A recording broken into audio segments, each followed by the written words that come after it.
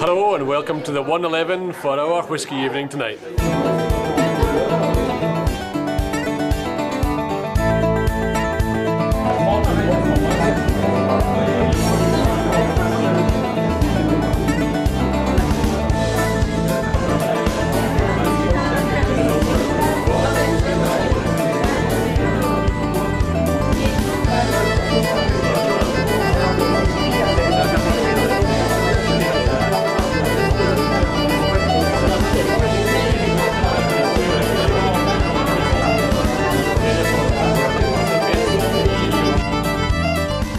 Je suis maître sommelier de France depuis 2 semaines maintenant, donc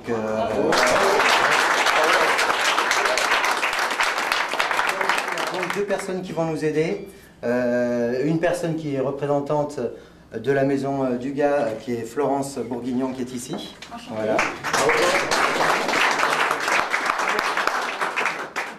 Et puis je vais vous présenter, je pense qu'il n'est pas passé inaperçu depuis tout à l'heure, Monsieur Donald Mackenzie.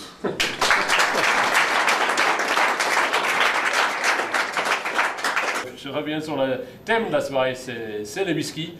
Dans la bonne humeur, je disais tout à l'heure à Sylvain, ce que j'aimerais que l'on retienne de cette soirée, c'est la convivialité. D'abord, les whiskies sont très bons, on a fait un bon choix, je pense, enfin on verra ensemble, hein. C'est subjectif, mais en tout cas on a choisi des produits typiques et on va les découvrir ensemble et qui vont être intéressants à mon avis avec les plats qu'a préparé le chef et l'équipe en cuisine. Vous allez seulement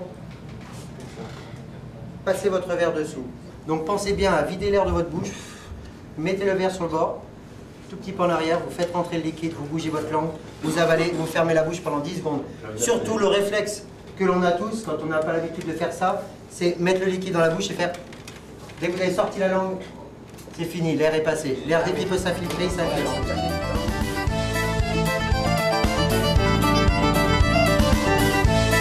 Il n'y a pas ce côté fumé, c'est très céréales, très vanille, très miel, très... Enfin, après, je vous laisse juge des arômes et ça va que vous trouvez.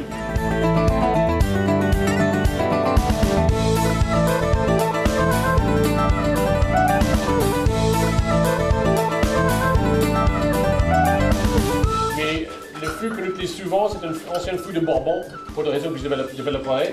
Et ça donne une couleur typiquement du Glenmorangie, c'est couleur jaune paille, jaune or, plus ou moins soutenu. Là, cette fois-ci, le Sisil que vous buvez est plutôt rosé, vous voyez? On est rouge. C'est parce que celui-là a connu un vieillissement additionnel dans un fût de Pomerol.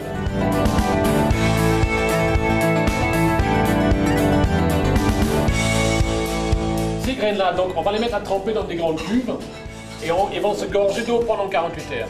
On va les sortir et mettre sur un sol un peu comme celui-ci, à hauteur de 20 ou 30 cm, ces graines humides. Et ça va transformer l'amidon en sucre, ça va démarrer une transformation pour alimenter la racine. Tous les 4-5 jours, on coupe la germination en prenant ces graines-là et en mettant dans une pièce avec un sol en grillage très fin. Et on met un combustible en dessous, on les sèche. Tout doucement, hein, pas trop chaud, on les torréfie pas, on les sèche à 70 degrés ou moins. Et on utilise le combustible du pays. Nous, le combustible d'Ayla est de l'ouest d'Écosse, de Skye, de Campbelltown, c'est ça. La tourbe. La tourbe, qu'est-ce que c'est? Eh bien, c'est la matière végétale fossilisée. Hein. On est en quelque sorte du pré-charbon. Et quand on les brûle, ça dégage beaucoup de fumée bleu-blanche et un sacré parfum qui, elle, va pénétrer dans les graines lors du séchage et impacter un côté fumé aux graines, d'où viennent les whiskies tourbés. Avec l'eau chaude dans une grande cuve de brassage. L'eau chaude va réveiller les enzymes et va transformer très vite, en quelques minutes, l'amidon séché en sucre. Et cette eau sucrée, on va le mettre dans une grande cuve en le refroidissant. Le reste, les solides, on appelle ça la drèche, draft en anglais, ça part pour le bétail en raffolent. Et cette liquide sucré, on baisse vers 20 degrés Celsius, on met la levure dedans et on la transforme, le sucre, en gaz carbonique et en alcool. On fait une bière non filtrée, mais une bière quand même. Et cette bière, au bout de 2 jours, 3 jours, 4, 5 jours de fermentation, attention à la fermentation, étape critique du whisky comme disait Sylvain, étape critique, 2 personnes clés dans les distilleries, le maître brasseur et le maître distillataire. Pas de bon whisky sans une bonne bière. Et cet alcool trouble, plus raffiné, on va le distiller, vous savez que la distillation c'est l'affinage, de l'alcool, on va l'affiner une deuxième fois. Cette double distillation, la deuxième fois, on prend le quart de chauffe, comme je disais tout à l'heure. Et cette quart de chauffe, on le met à vieillir dans du fût de chêne. Et au bout de 3 ans, minimum, on peut l'appeler spirit. Alors, vous voyez, à l'époque, on le buvait comme ça, sortant en bic, comme en eau de vie française. Hein? C'était transparent, on le buvait littéralement, quasiment, à la sortie d'un bic. Les degrés d'alcool 63,5 standard, c'est parce que les distilleries entre elles croquent le whisky pour faire leur blend. Chacun fait un blend, ou 2, ou 10.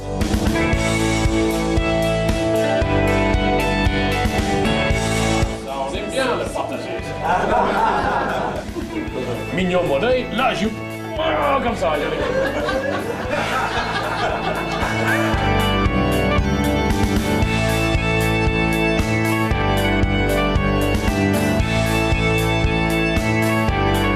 oui, attends que tu lèves.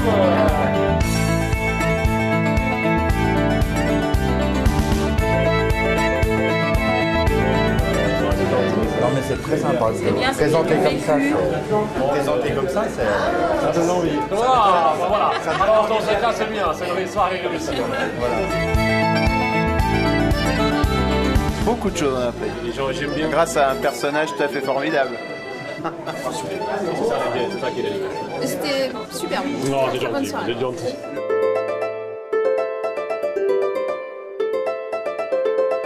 Oh, c'est bien. Merci beaucoup, à bientôt. Alors Donald, la soirée, t'en penses quoi? Ah super, super. J'ai vraiment apprécié l'association Whisky May avec des saveurs supplémentaires en fait que l'on trouve dans les whiskies et dans les plats aussi. Mais je trouve que cette association qui permet de développer d'autres saveurs que ceux que l'on trouve habituellement dans les whiskies, c'est vraiment quelque chose de très intéressant. Vraiment, j'ai trouvé ça super intéressant. Ouais, moi tu as réussi à me porter la magie du whisky. Oui, je connaissais le whisky, mais je ne le connaissais pas de cette façon-là. Ouais. Et tu m'as donné quelque chose, tu m'as donné une autre dimension, tu m'as donné une profondeur au whisky, tu l'as fait vivre ce whisky. Et ça, c'est énorme. Voilà, en tout cas, je te remercie. Moi j'ai dit slange. Slange.